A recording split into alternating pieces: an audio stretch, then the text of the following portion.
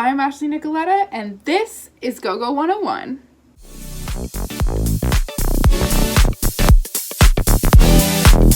Thanks for tuning in to episode 3, all about how to submit for the gig. Sorry for the delay on this episode, everyone, but have no fear. This Thursday, there will be another episode ready to go for you.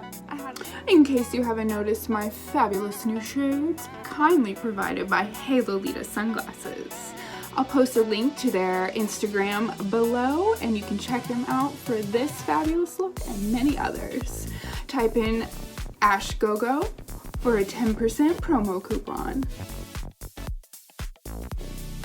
For submitting, you need to understand that go-go dancing actually is a commitment, and you're gonna have to put a little bit of money in it to get your startup going. After all, go-go dancing is actually a business, and it's your independent contractor business. So with any business, you have to have startup money, so be prepared for that.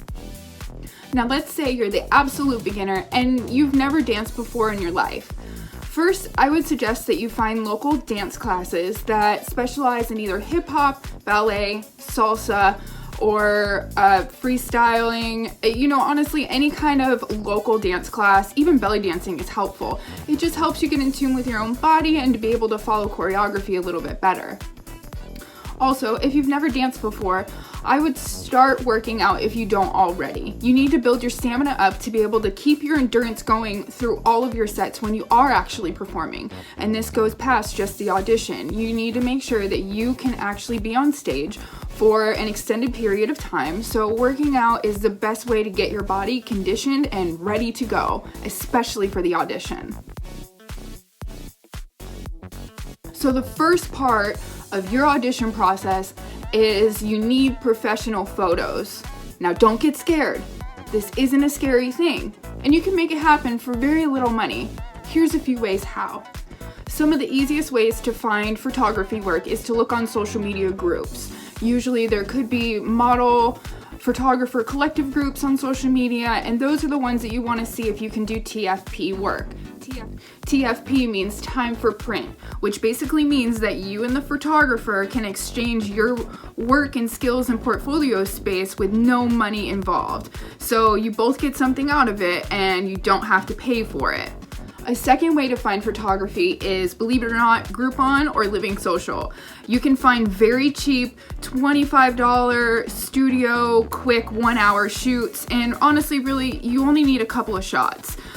They also have boudoir on there, and a couple of other different kinds of photography that you can get pretty cost efficiently and quickly. These people are putting their ads out so that they can get clients for their studio. So it's a much safer and more professional way to go if you've never been involved with modeling or anything before. This is a really good resource, and I've even used it myself before. When you do send in photos, you want to get clear headshots of just you with good lighting, and also full body shots. If you do a boudoir shoot, then that really helps to show your entire body. Now, if you do a regular, just studio portrait shoot, then you normally have on, regular clothes and a clean, simple look, which is also really good too. The boudoir is going to help you more though to get the gigs and to show off your body, because once again, the client wants to see you, not how cute the jeans look on you. So make sure that you're actually bare but not too bare in a classy manner. Photos are really important. But let's say that none of these options are available for you. You can always use the best quality camera that you have at home. This can be an iPhone, an iPad, a laptop, or even just a digital camera. A few things that you want to incorporate in these photos, since they're not going to be absolutely professional, is that you have a solid colored background. Make sure that the lighting is on you directly and towards the center of the photo to get the best angle of you. Again, the client wants to see you, not anything else. So make sure that your hair and makeup is done, that you look very clean cut, use minimal makeup, and keep your outfit or whatever you're being photographed in very simple and neat and orderly, whether it's regular clothes or whether it's in actual dance wear. Now, if you're submitting for an actual gig, I would say that dancewear or lingerie is your best bet to go, but it doesn't necessarily have to be something skimpy or, reveal too much either, because they want to see you and your personality shine through. So here are a couple of examples of my headshots and my full body shots from this year.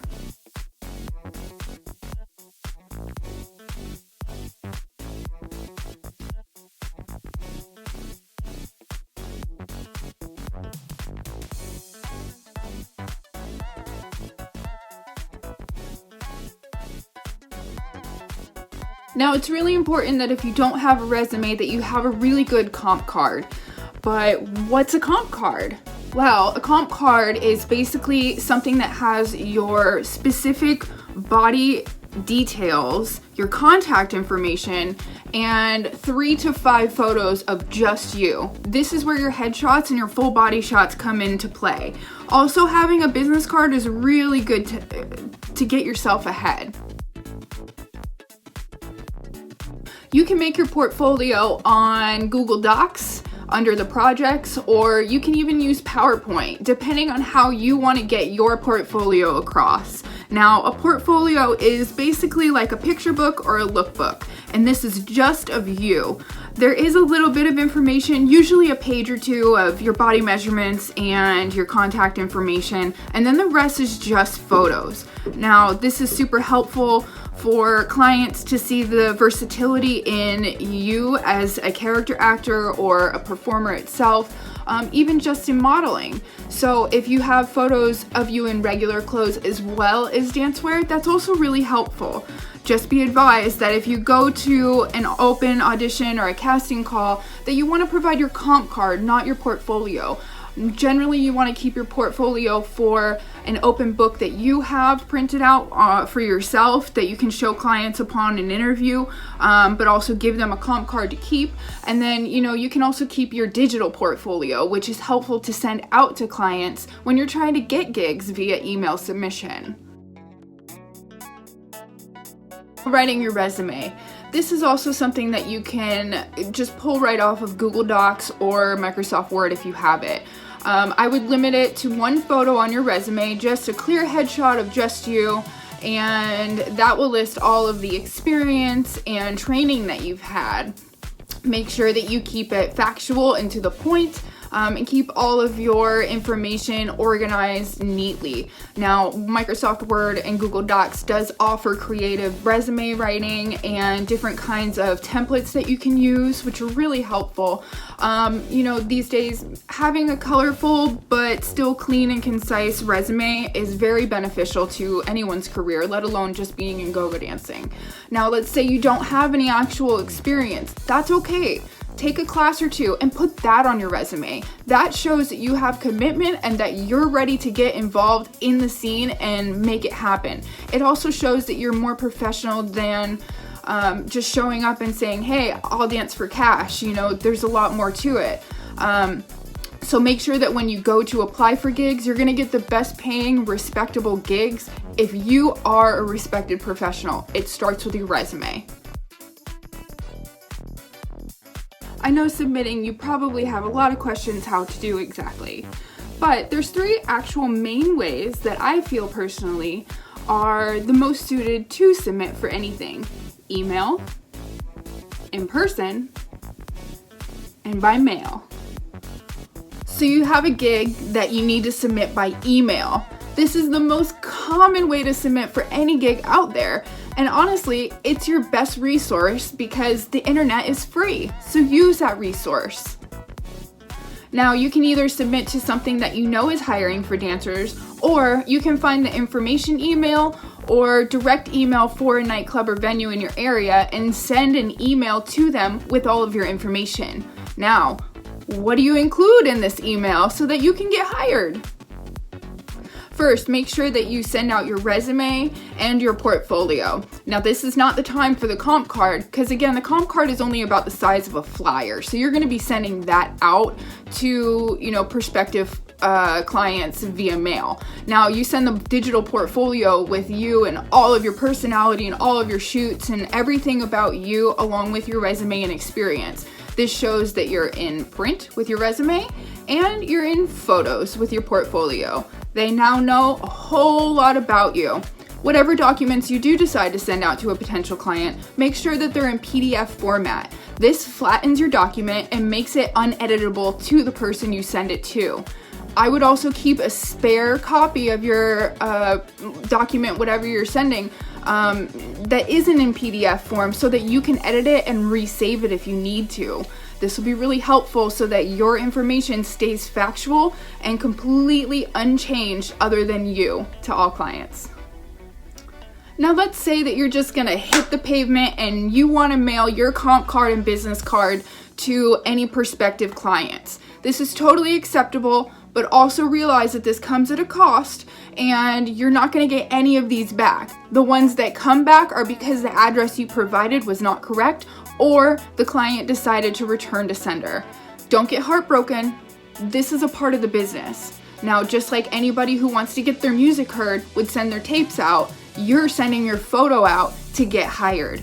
Now, I say to provide your comp card and your business card so your envelope shouldn't be any bigger than your flyer. Keep it small, to the point, and have the client wanting more so that they go and research you online. Now, if a client likes you, they could potentially call you or email you.